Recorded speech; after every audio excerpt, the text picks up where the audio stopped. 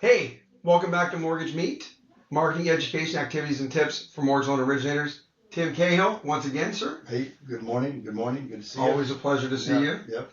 And today's title, the Mentor Marinade, who's seasoning your success? I love the ChatGPT because you know what? Are they putting salt on your steak, or are they salt in the wound? Yeah, exactly. Or they add a little sweetness and making your life better. So if you don't know, Tim Cahill is one of my mentors, my sales coach. He's a business consultant for many. And welcome back to the show. Thank you. It's a pleasure. We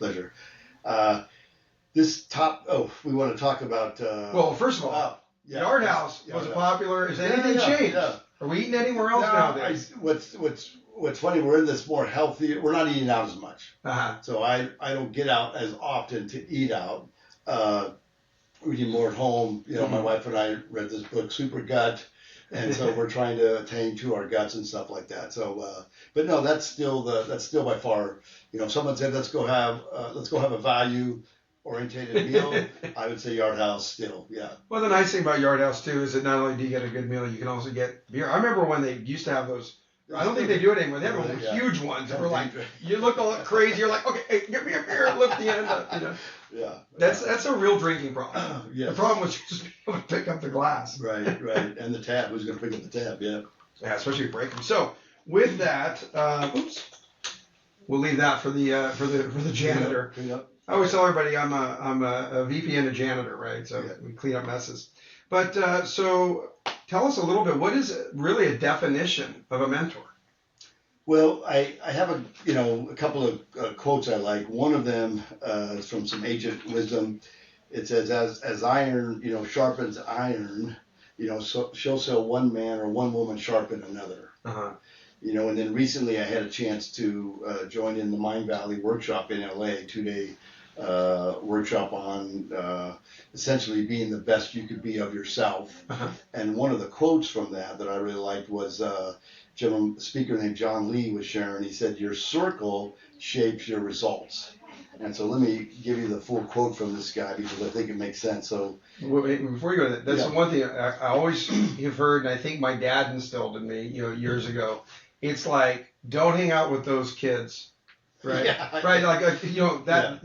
Parents do. Right. Yeah. Hey, they're doing drugs or doing things because our parents know, which we learn now in business. Yeah. Those 4 or 5 people you associate closest with, you become. Right? Yeah. Yes. Well, there's some other ancient wisdom in the Bible that says a companion of fools suffers harm.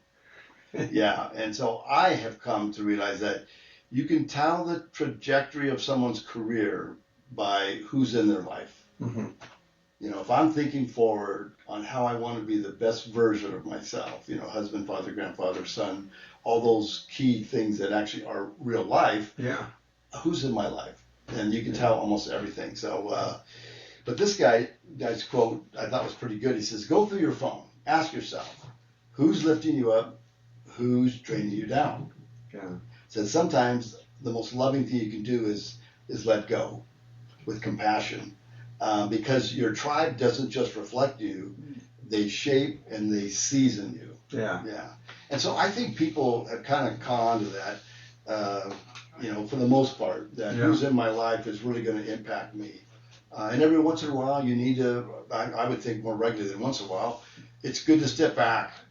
And so we're going to do some actual fun things today for you and I to reflect on our own journeys and who's in our life that's seasoning us, helping shape us, who's in our circle. So, so why mentoring is because it's actually probably one of the best ways to become the best version of yourself.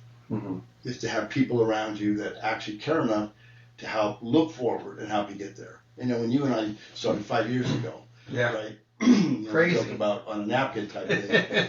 And in fairness to the listeners, we both have the same 6 working genius tool that highlights who we are. Maybe sometime we could even talk about that. Yeah. But so Keith is an innovator galvanizer, and I happen to be the same thing. And it's just a tool that we use in business to help leaders become more self-aware of who they are. It's a newer tool. I love it. And so Keith and I could get in the room together and create 100,000 ideas, and we would carry the torch for 100,000 causes. We're those kind of guys, and so. But thankfully, we have the other people that have the geniuses to bring us back in, or else we'd have 1,000 torches burning all over the place. Absolutely. Yeah, and sometimes we do have a lot of torches burning all over the place, but we love it. So what can we say? We love it. Yeah. So let me give you kind of a formalized definition of mentoring. And it's taken from some research that a gentleman by the name of Dr. Robert Clinton did out of Fuller College. Uh-huh. He and Paul Stanley wrote a book called Connecting. And then Clinton wrote a book called The Making of a Leader, where they researched historical contemporary leaders and identified what are the things that really make a leader grow. And I had the pleasure of serving with a nonprofit that was focused on leadership and development and organizational development from 2002 to 2007, before the financial crisis. And it was just a great chance to travel literally around the world and offer some of these insights to other people, the cultures and things like that. You know what's really cool on that note is that nothing is new, right? Right. I mean, right. I got books on the shelf there. You read books back from 1900 to today. Yes. Not much has changed. What's great is look at the ones who were successful and learn from it. And thankfully, people like these guys made it easy for us because they put it in a book. Yes. And I remember going through the training on learning mentoring. It was years and years ago with that same nonprofit. Uh-huh. And I remember the exercise they took me through that you and I are going to have some fun with. I remember getting done, and I was just so full of gratitude. Yeah. Looking back on who actually sees in my life. And so we'll talk more about that. But I cannot emphasize how critical a piece of a person's development this is for life, for marriage, for fathering, for business, for performance. The component of mentoring is, you know. And so, honestly, I think we're bringing a great gift today, because it's stuff coming out of the nonprofit world into the for-profit world. Correct. And I'm excited about it. So I know some of you have been running your mortgage business like a nonprofit, unfortunately, the last couple of years. So hopefully we can turn that into a for-profit today. So this is kind of a technical definition, and if you stay with it, I'll read it slow. Mentoring is a relationship experience in which one person empowers another by sharing innate and developed resources. So mentoring is a relational experience in which one person empowers another by sharing innate, kind of like God-given, and also developed resources, skills, and things I've learned. Those are resources. So I'm giving those away. I like to say, and I've said it many times to you, mentoring is pouring out, and coaching is kind of drawing out. You know, and so that's actually a good comparison. Yeah. And so these are things that I learned in the nonprofit world, developing leaders. So with that said, I want to transition with that definition to some fun with you and I. Let's do it. And I'm going to get a pencil, listen to you for a minute. And great news for our friends here watching, listening. I have no idea what Tim's going to ask me. I didn't get his copy of the notes before today, so we'll see. We may be editing today. We never edit. Yeah. And so, very good. So it's kind of a fun exercise, and the reason I wanted to kind of model it for them live like this is so that they have a chance to go do it. Yeah. So we're going to do it in 2 phases, and then I'll share a little bit about the mentors in my life. But when you look back, looking back, not since you were born, but early, since you were aware that there were people in your life and critical moments, critical times, critical situations, and or good times, go back, and in the sake of mortgage professionals, we're going to emphasize the mortgage and how you got shaped. Yeah. But even go back further than that. Tell me about some of the men or women that literally you say, so-and-so, that particular person, who were they real quickly, and what did they impart to you? Lessons learned, et cetera, et cetera.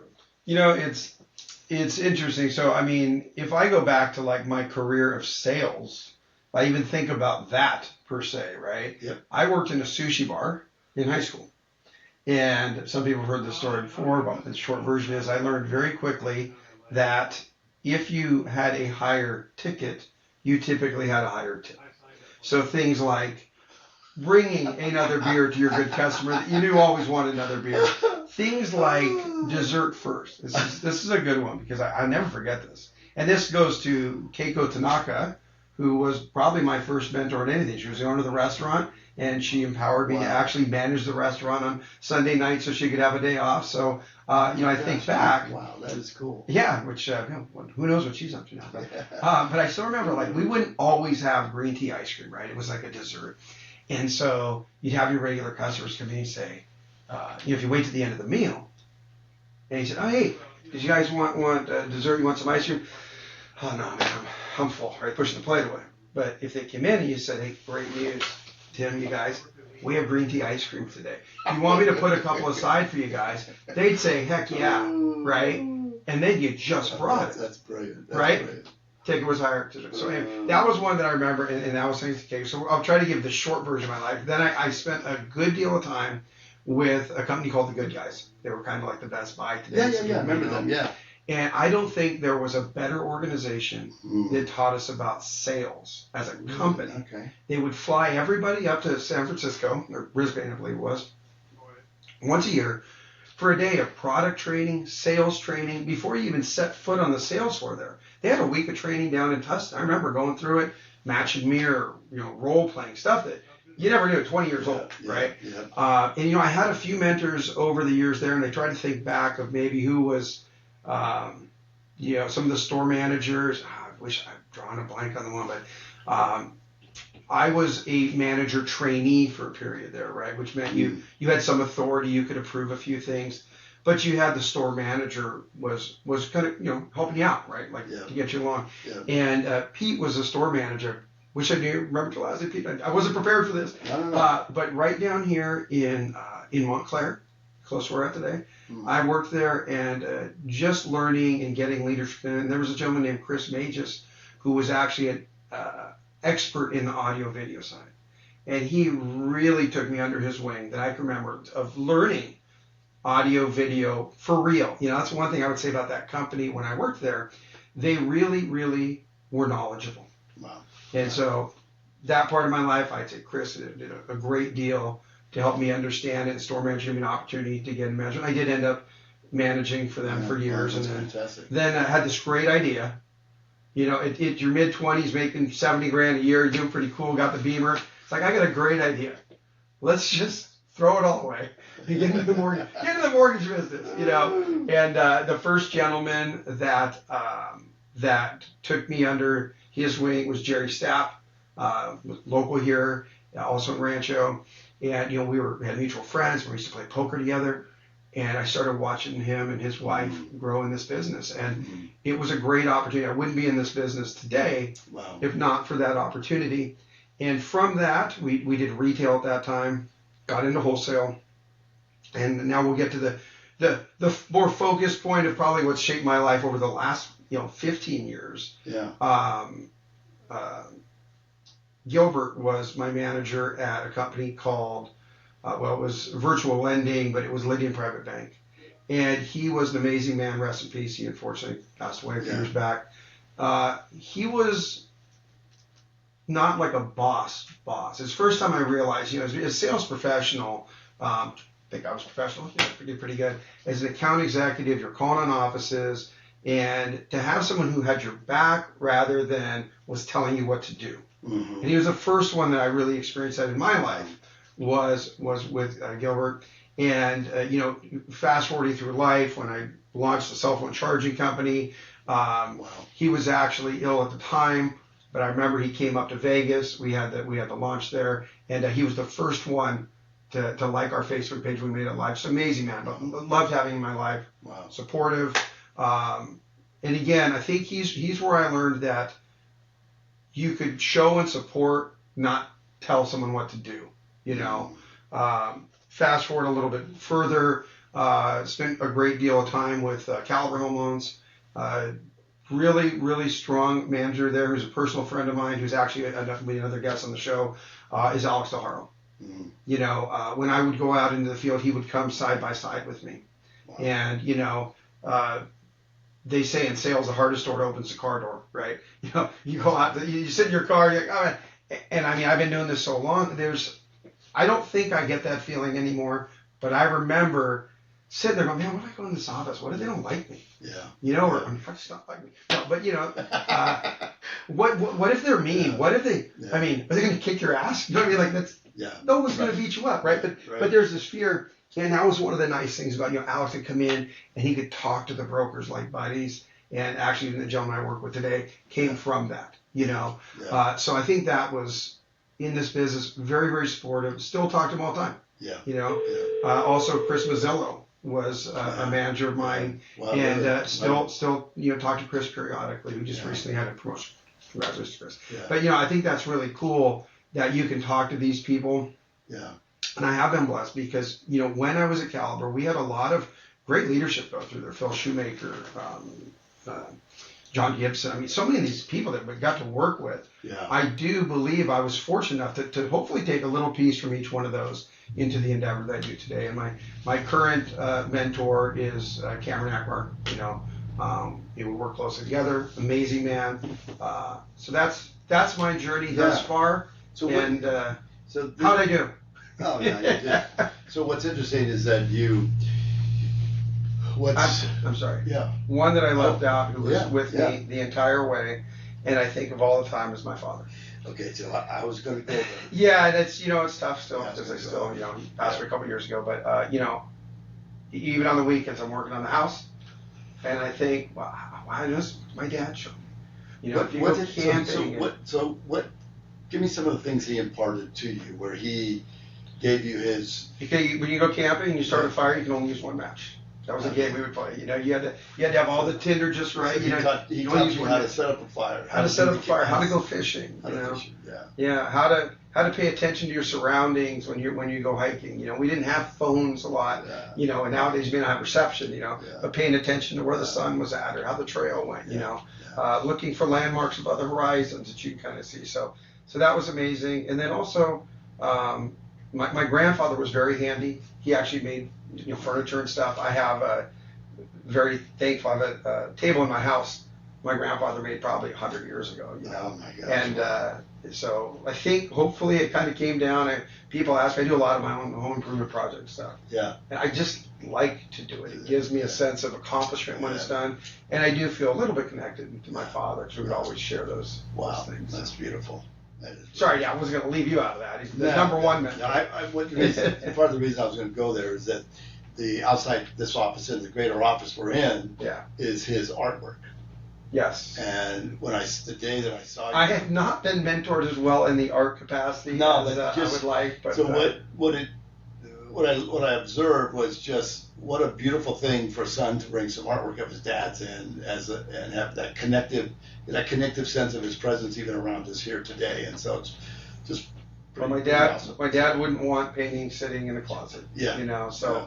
And they're nice paintings too. They're pretty amazing. They're pretty amazing. He was obviously very very gifted. So, well, great. So what I think what happened. So I'm going to guess that right now, inside of you, tell me about the energy you're experiencing from that simple 5 or 7 minute experience of going back and reflecting. What are you feeling inside? Well, I guess I do feel grateful for remembering these people. You mentioned that and thinking of how they've impacted my life. Yeah. I feel like I probably need to dig deeper and thank some other people or think of some other people that I know have impacted me. Yeah. So I guess that's kind of what So what I would say is we carry all those that talked about innate and created resources that people give away. So you kind of carry those forward, everywhere you go. So being in tune with it and kind of being able to anchor where it came from, gives you just a great sense of gratitude. Yeah. And you've heard me say in the sales meetings before that gratitude is a posture. It's a posture, and from what I'm reading in terms of some of the neuroscience I'm involved with, and also just greater spirituality, it's the posture to receive in. Mm-hmm. So the first time I went back and did my list of mentors, they gave us an hour, so I filled it up. I have been blessed by some of the best mentors in the world, so it's no wonder I believe in mentoring so much. But the bottom line was I remember just going, wow, I'm so grateful. So I was really energized by the research into who helped season my life. Yeah, and I think it's kind of interesting to think that you mentioned pouring in, and the hard part sometimes, and this may be anybody and probably myself, is to allow somebody to pour into you, right? Yeah. Because, it's tough. I don't think any of the people I listed, I don't think at any point I said, hey, Alex, will you be my mentor today? It wasn't like that. Like after this type of discussion, I think you may want to make a conscious decision to find the right mentor. I think to your point, I was very lucky and blessed that, my mentors found me. Yeah. And I guess the flip side, I guess I was open because I respected them to receive what they were sharing. Yeah. That's one of the things we're doing a discussion about mentoring. Yeah. And this is part of a full workshop on mentoring and coaching that I do. At the end of the day, we're tapping on it gently. Yeah. But I think that what I actually forgot what I was going to say, so I'm so sorry about that. Oh, there it is. Yeah. So what you're discussing is in the workshop we do for this. Yeah. We help you develop mentoring eyes, the ability to see what's going on, mm-hmm. and so the process of learning about mentoring is learning to see opportunities, both mm-hmm. to receive, ask, and to give. Yeah. And we'll talk about that at the end. So let's talk about the 9 types of mentors. Okay. And this is from some research of leaders and how people connect and grow. The book I was telling described earlier. So the interesting thing, if I go through this, do you think that I will see I'm going to ask these you to in do the that. people that we just discussed? Yes. Oh, there you go. Yeah. And hey, I'm jumping ahead. Well, it's funny. You're an innovative galvanizer. You and I are like a little bit. I'm looking for where is this conversation leading me? Yeah. So. The 9 types of mentors, and keep in mind you can use a lot of different words, but these are the words that these gentlemen have used. The first one, I'm just going to describe it, is a discipler or an equipper. Okay. An equipping mentor is a more experienced person who imparts to you new knowledge and skills to grow. Okay? They actually shape your character and your behavior through encouraging habits and drilling down on core values. So this is someone who's very intentional, helping you to grow. Okay. The next one's fairly simple, but I would say very important: the spiritual guide. Spiritual guide has lived and moved toward greater maturity in their faith. Someone who's got some hard yards in. They care and they offer their life experiences. And the lessons. Is you. For me, just okay. So you know. All right, beautiful. Without hearing the whole list, I think it's the one that you always speak from the heart, even from in challenging times of my life. You've been there with positive, supportive words. Well, thank you for that. But lessons related to greater spirituality. Spiritual guides offer accountability and insights for the mentoree's spiritual growth. So let's say that someone's in a particular faith and they find someone in the faith with them and they want to do a journey together. I want to grow in my faith. Mm-hmm. And so that's what a spiritual guide does. A coach is the third type. This mentor knows how to do something well and how to communicate the skill.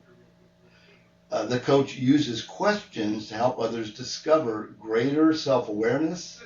And this is the key: taking increasing responsibility for your goals and your future.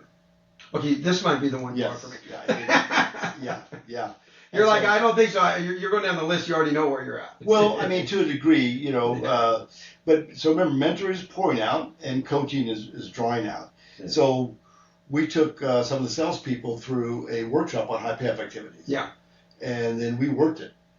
I mean, that was fun. Yes. For me, that's one of the greatest environments for me to be in. Well, there was, we did the live one too with a group of mortgage professionals. Yes. Some of you that were fortunate to be, that was a great. Yeah. So we used questions from experiences you and I have had on things we've done to achieve, to create greater self-awareness and help people reach their goals and their futures. A counselor. A counselor is a mentoree that provides counsel or advice at crucial times, such as decision-making or transitions. They listen really well. They help you through relational issues, maybe burnout, grief, life's challenges. And so sometimes there's a place to actually engage a counselor to just be that person to help you walk through something. Okay. Then there's the teacher. The reason this is different than the others is the teacher trainer. They provide knowledge and the ability to communicate. Teachers offer perspective and enhancement to our life and vocational roles. These are normally framed in structural environments. So when you think of a professor or a teacher, it's a structured environment, more structured. Oh, right. Don Cortez, he was our high school drafting teacher. Nice. And I will tell you, that man, me and my buddy Mike, we took the class for I think 2 or 3 years, whatever we could throughout high school. And at that age, we were a little crazy probably, not the best kids, but you always wanted to go to his class. And he would guide, he would show us how to, I remember back then we used to draw elevations and use pencils and everything. And man, what a great teacher. To think, even remembering, he was a good dude. Fantastic. Yeah, so I was thinking about some of my teachers when I was preparing this, teachers/professors and the impact they had on me. It was huge, just absolutely huge. But it was a structured environment. You're in a classroom, you had a drafting board, you had tools. They were literally very structured in there with you.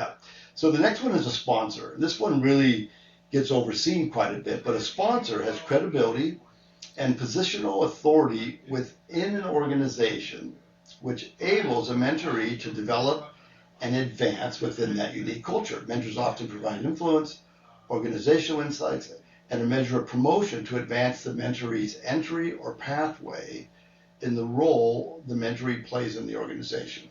So looking at Cam and I mentored, which meant I poured out into him probably 3 or 4 years ago the concept of a sponsor.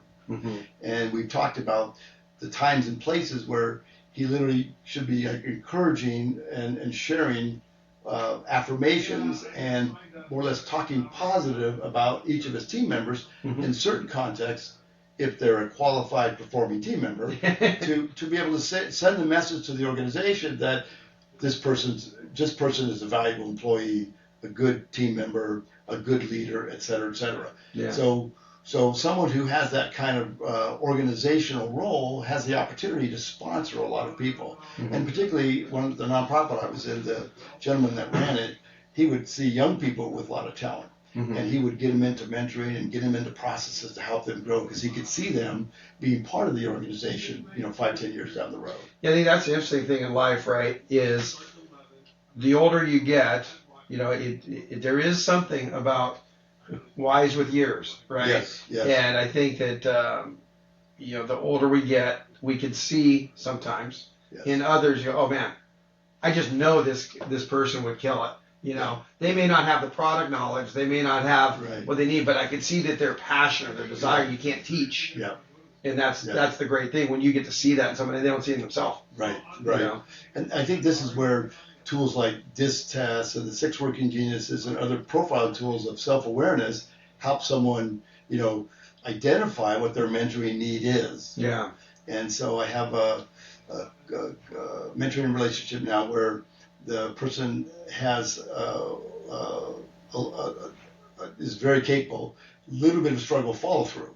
So how do I create tools and resources and pathways for them to be better at following through? The skills and what I'm working with is so strong, but that's the one little thing they need help with, out of all the gifting they have. So that's a sponsor. So contemporary model, this is an exemplary leader who directly imparts skills, values, and lessons for life and vocation. So this would be like, you mentioned Cam. You have respect for Cam. He's a current model of a leader that you have respect for.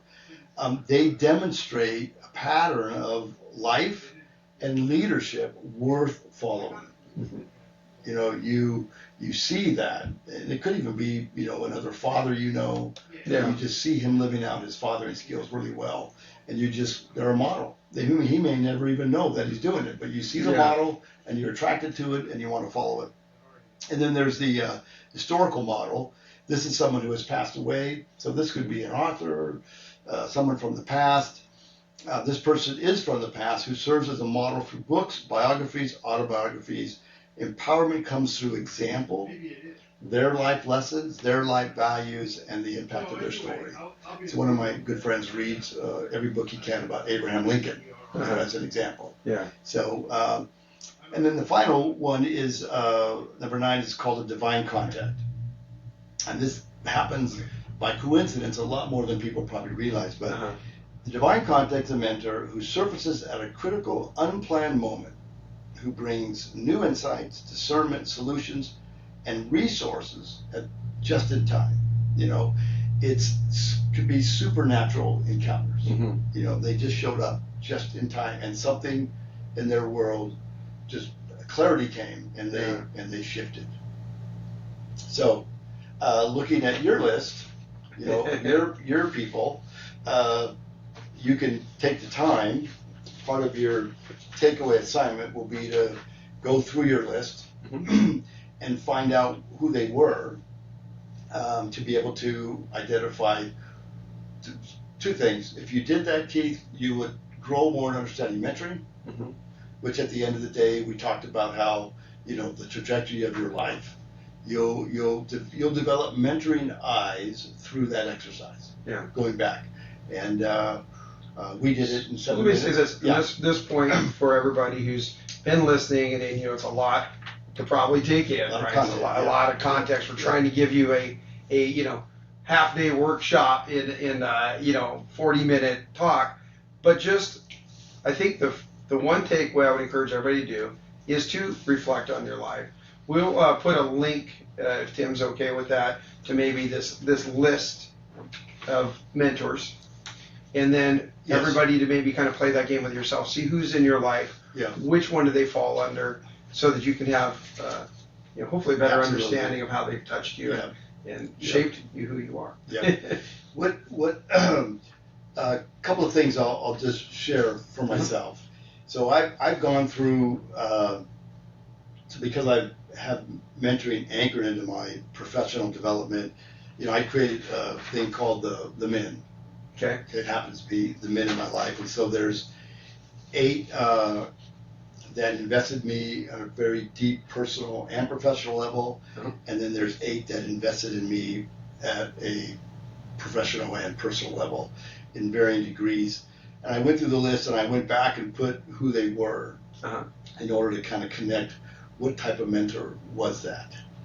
And let me ask you this. As you did this exercise, did you find that you had one of all 9 at this point in your life? Have you had somebody that, or do you think that, you know, are we going to be at full capacity if we don't have all 9? You know, if we get 1 or 2 mentors. What's like no. So one of the things in the workshop, it talks about you know, the misunderstandings or the myths about mentoring, and so those are really powerful. We don't have time to go into today. Well, let me ask you, because I do like that topic. You know, since we don't script here, what would be a myth that you think when people have come into workshops and you sit with? What is maybe one resounding myth that you would think of people have shared in that kind of form? So I'll just read some quotes from other leaders. Called Shattering the Myths of Mentoring. So these are quotes. I used to think a person has one mentor for life. I now realize it's unrealistic and even unfair to expect one person to empower me in all areas of my life. I used to think mentors had to be in their 60s, but effective mentors could be in their 20s if the resource they possess matches the needs of another. That's a great point for every day, because I was thinking, like I said earlier, you get wise with years, right? But you could have a mentor who, Cameron's mentor mine is 20 years younger. So my oldest son, Tim, I affectionately call him Thaddeus. My personal story is when I was younger, I was kind of a partier. And when I was 28, I had a spiritual revelation. But then I was parenting, and he was like 14 or 15 or 16. I had that mindset of, I just don't want my kids to do what I did. And so I would say to him, you know, hey, whatever you do. And one time he's on my list here. One time he looked at me and he said this. So this is a divine contact. Just because you did drugs and alcohol doesn't mean I'm going to. And it was almost like, so he spoke the truth in that instant, and I was frozen by it. You know, he's 16. You know, and so I don't know what that means for anybody. You know, I think about my daughter, and you know, it's like, it was a very powerful moment. I'm not even sure I've ever shared that with him. I might have. But as I was reflecting on divine contacts, so what happened is he changed my thinking about my parenting. And to this day, he is not, he never followed my path. His own distinct path. I will tell you, it reminds me of a story that I will share that I'm pretty sure my princess has probably heard it, but this business has been an up and down ride, right? Yep. In the mid 2000s, I was bawling, had the big fancy house, and calling each year in Upland, and everything was great, and then it wasn't, and lost everything. The one benefit of making some money for a while was it had some pretty nice furnishings from the home when the home was gone. So I'm in a one-room studio apartment, and I've got a big sectional, which is really cool because that's where we got to sit and sleep and do everything, right? Because it's a studio apartment, and still had the big plasma TV, right, from the house. Yeah. And I'm sitting there, and I think, Daisy's probably 4 or 5, maybe. We're sitting on the couch, and I am just so depressed. I am just like, man, I'm a loser. I've lost everything. And I'm sitting there, and my daughter, we're in this small apartment complex, little studio. And my daughter goes over, Daddy, I love it here because we're close to each other. In the other house, you were so far away. We had 3,000 some square foot house for me and my daughter, and they had a swimming pool at the apartment. She just loved that. Wow. That was such a thing. I'm crying right now. Love you, kiddo. And now that princess is out, getting her master's degree in psychology. So that was simple. One of those little divine things. Like, God, just so derailed by frustration of what my life was at that moment. And this little angel just comes in and it's like, this is better, Dad. Yeah. So I think because it's the mortgage business, I'm going to tell 2 more stories about mentors in my life. One of them was Clem Zeroli, Sr. Yeah. Junior also has played a role in my life, but he ran First Mortgage, started from scratch. Yeah. And during... know him as well. Yeah, during one of my most difficult times, I was an English major, so I had no business experience, but I was a good salesman. So I got to my company by natural, my brother-in-law sponsored me in.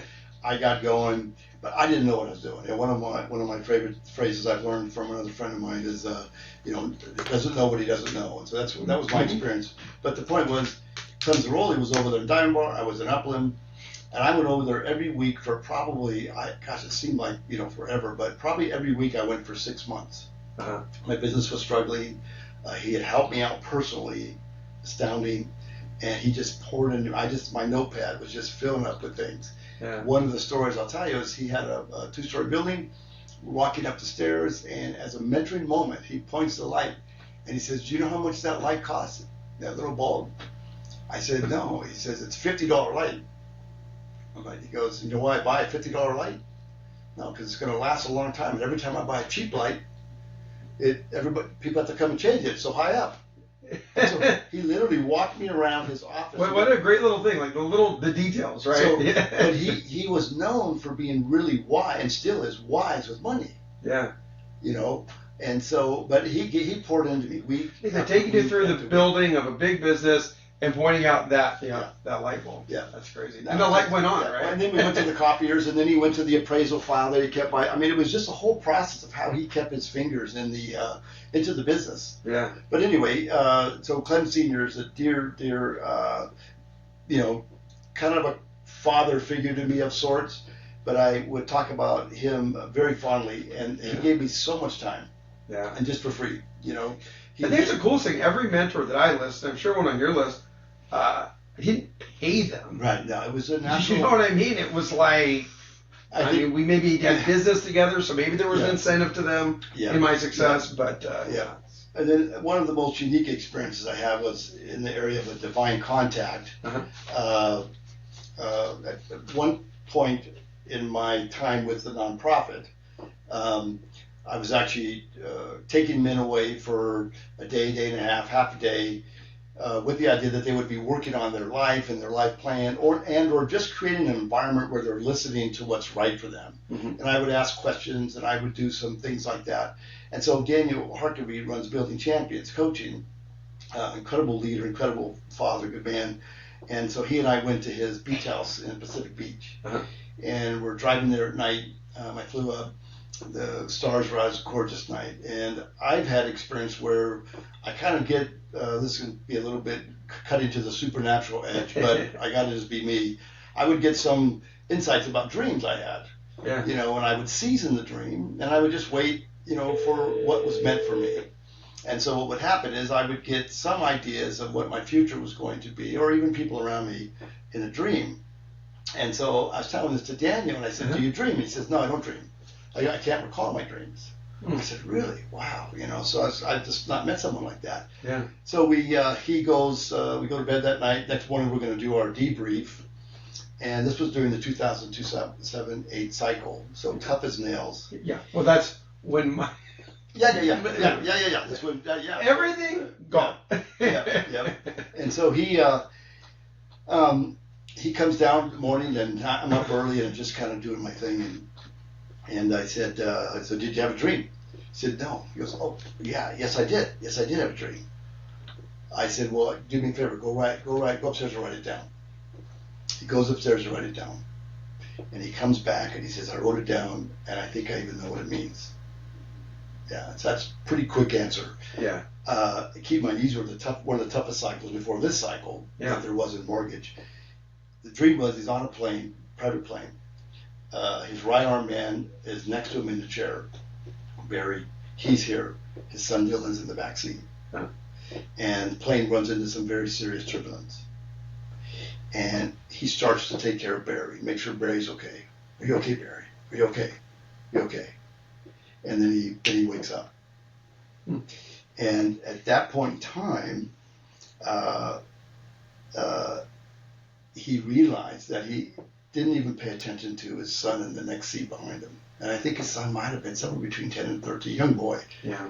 He was and so the message was, this is a tough cycle, tough as nails. Yeah. But I want you to pay attention to your family. Yeah. And make sure they're okay. You know, because you can give your life away to a cycle, but it's only a cycle. And so when he tells the story, it just, you know, don't lose your family or your life, you know, because of the business. You know, try to stay anchored in that. And I think, you may not know, the building champions, their whole process is they start with a life plan first. They don't get to all the good stuff about how to become better. They kind of push you to do the life plan. Because I think Daniel learned that attending to life meant the business was probably going to be better. You know, attending to family, the core roles I play, what's important. So that was a divine contact. Yeah. I had no idea that what was going to happen, and neither did he. And then in a second, the trajectory of he went back that weekend and began to really focus. He began to pay attention to not over focus on the crisis, but made sure he covered all his roles at home. So. But I think that actually, if there was going to be a little golden nugget today, we don't know where things come from, but it has not been an easy cycle, right? It has not been an easy couple of years, and yet people are having success, and we're seeing that, which is great. If you are having some challenges, don't forget about your family. Don't forget about that being the most important part, right? Yeah. And I can tell you from being in a $1 million house to being in a 400 square foot apartment, as long as my daughter was there, the building didn't matter. Yeah. So it's tough when you're going through it to think that way, but looking back, you know, a building's just a box. So do we have time to talk about the mentoring constellation? Yeah, let's touch on that a little bit, because I think that's really good. That gives you a constellation, kind of like looking up in the stars, and it gives you some direction, and we could share that. And then, like I said, I do want to put in the show notes, we'll put maybe a link to some PDFs of a couple of these things, and of course we'll give you guys Tim's information, because we are trying to squeeze a lot in a little bit of time, and it doesn't do full justice. If you have the time, reach out to Tim and really get a little deeper on it. But what is the constellation? So as a leader, you want to develop mentoring eyes, which is discovering your own needs for growth and then the needs of others. And then in a perfect world, you develop I'm just going to show it to you one time here. A constellation. And essentially what it amounts to is you've got upward mentors that are pouring into you. In the center is your mentoring needs. On the external, let's say you work at a company, external would be people outside the organization that are mentoring you. Internal is like Cam's an internal mentor for you here. Yeah. And then downward mentoring are people that you're passing on those innate and those creative resources to. And so when someone has a complete, or I guess let me say it this way, when you have the mentoring eyes and the awareness of the concept of a constellation, you got a much better chance of knowing that you're actually going to reach your trajectory. So basically, this is essentially almost like the map, and we want to fill in each piece, right? So if you take this, write it down, and I will do this after today. I'm going to write who I feel is in each of these sections, and if I'm missing a section, maybe I need to focus on it. Yeah. So remind me to give you the blank for you to. Perfect. Yeah, oh, so there's a blank one. Well, so we can do that. in the workshop, you actually do these things. Yeah. You actually go through the process. So, so let's close with what I would call the opportunity cost of not having mentoring eyes and the willingness to pursue mentoring of some kind. You can become a lone eagle. Feel like you got to go it alone. What you end up with little perspective, very little accountability. It's a threatening and an isolated position, and you end up with no one's investing in me. I don't know. And you might have some financial success, but you probably aren't going to have a fulfilled life of success. Yeah. I think if people did the exercise you did right now, they would realize there's always people in your circle.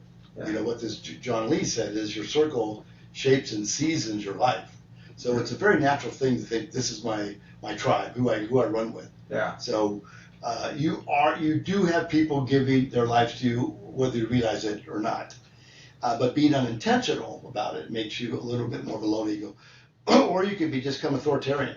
You have no accountability. I tell people what to do. This is the way it works. That's what I expect. And I'm just mowing and going. The boss nobody wants. Yeah. Right. Yeah. And so then the other thing is you can become an elitist. And this is where you have, there's no outside influence getting inside of you. Your perspective lacks balance. It lacks wisdom. And you're literally, the only views you have are those within your circle, And that's, I can be that person. I can be convinced that what I'm doing is right over what you're doing. And I just got to caution that. I got to be willing to seek to understand rather than be understood. Now, that actually is something that's been fortunate in our company, right? I worked for a certain company for a number of years. Yeah. And other people I work with today worked at other companies. So when we started working together, we had two perspectives, right? Yeah. It was better than one. Yeah. Right? I knew what we did to this company, this person what they did to the other company. And then we added another executive who was at another company, another executive, to the point today where we're at. Yeah. We've got probably 8 executives from 8 very successful companies with different ideas. And gosh, if we didn't have that, if we were elitist with just one track, I think we'd be a lot more vulnerable to derail. Yeah. So you're talking about your current experience. Correct. Yeah. And so the question is, how do you, so remember mentoring is giving away innate and creative resources. Yeah. Excuse me. So this culture must have something in it that allows people to have their own view and a confidence to share it as a way to contribute versus just it's my way or the highway. Correct. So how do you experience that? I mean, that's a very powerful thing to say about where you talk about where you work, right? Yeah. Where you give a lot of your time away. So how does that get fostered here? Well, again, I think it comes from the CEO, right? I mean, I think it definitely comes from open leadership and also a common goal, for the company to succeed. That we, as the company, have a common goal to succeed and grow. And to me, it may not always seem that way. In a world of hedge funds and other things, and not they're bad, just saying they're different. It's a different business model. And the challenge with that business model oftentimes comes at the cost of sincere appreciation for the people you work and grow with.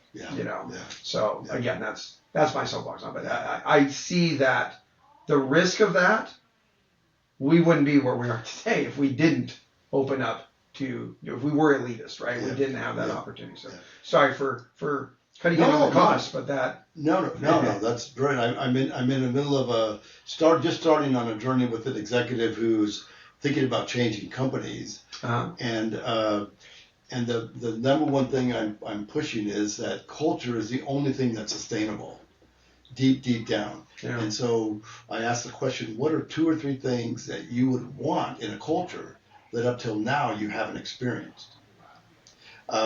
If you don't match, that comes from the from some other training we've done. Just worded a little different, which is I love that. Which is basically I now use that in interviews. Yeah, what it's easy to do is focus on money and technology. Now there's a lot of pieces of that are part of culture. Sure. But at the end of the day, there's some group, some leaders driving the culture to be what it is. How do you discern what that is? And when you find a model match, it's you'll work there not forever, but you'll work there a long time. Yeah. You'll go through ups, you'll go through downs, you'll take the pinches, you'll take the tough times, you'll take the good times, because the culture is who you really are, who you want to be. And there are a lot of really good cultures out there. Yeah. And a lot of very competent people in the mortgage space that pay attention to these things. And in this industry, it's probably as hard from a leadership perspective, it's probably one of the hardest things to stay anchored in because of the how quickly the things can change this business. Companies that do are sustainable. And what's interesting is you just described your current employer as that group. Allows a variety of opinions, but also has a kind of culture that is sustainable. So, and I know you work there, and maybe you have to, but I didn't get that sense from you. I think you actually believe that the culture you're in is one that fits you well. And truth is you're succeeding in it with CWL, and your group at a high level in a difficult market. So I would just say, that's probably one of the reasons why is the culture. So with that, Tim, lot of content. There's a lot of content. I feel like we will be doing more of these talks. We'll also do some of these talks live with our friends. If somebody wanted to reach out to Mr. Cahill, how could they do that? Yeah, so it's Tim T. Cahill at gmail.com. And is there a phone that you mind sharing publicly, or do you not want to get blown up too much on the weekend? I wouldn't get blown up, but I look at my email all the time. So okay, sounds good. And I'll also make sure we put that in the show notes. I really appreciate your time. Yeah. Coach, mentor of mine. That's great to be with you. This is really, you're doing good work here. Well, can I just say one thing? Yeah, absolutely. Okay. If I was receiving this, the simple takeaways, because I'm always a takeaway. Yeah, for sure. If you never ever got exposed to mentoring ever again and never did a workshop on it, one is go back in your past and make a list of the people and the thing they actually invested in you. Okay. And then identify, we'll make the 9 types available, who they were. And that's going to create a whole sense of gratitude in you, and good things are going to come to you when you're grateful. And the third thing would be to say, what are my mentoring needs today? I'm an account exec, or I'm a mortgage broker, or I'm a lender. What are my mentoring needs today? Mm-hmm. Write those out, and then be willing to look around. And don't be afraid to ask for help from someone. One of my premises in life is everybody wants to help you. I truly believe that. Keep that mindset. Everybody wants to help you. Be willing to ask for help. And we said Thank you for letting me close that out. No. And by the way, that's the best part of this is grab the little nugget, right? Listen to us talk for an hour. Most people are going to see 30-second reels. That's how a lot of the content's goes here today. Great. And that reel is going to be the best one to catch for anybody. Yeah. Be grateful, have gratitude. Think of those that touch your life. But the one thing that I think is always blows my mind. Nobody's keeping secrets, right? You can go talk to the most successful loan officer or realtor in your market. I don't think they would mind telling you exactly what they do, because they know most people won't do what they did to get there. Yeah. So don't be that person. Get a mentor. Yeah. Reach out to somebody that you admire. Yeah. And like I said, there's people you may reach out to, coaching services, things of that may cost a fee. But there's people around you that would be happy to mentor you. Right. Absolutely. just for free. So, Absolutely. Tim, thanks again, sir. We'll sign off a second time. And we'll sign off one more time. Remember, Mortgage Meet, marketing, education, activities, and tips for mortgage loan originators. And you know what? Meet matters. There it is. All right, take care. Take care, guys. All right.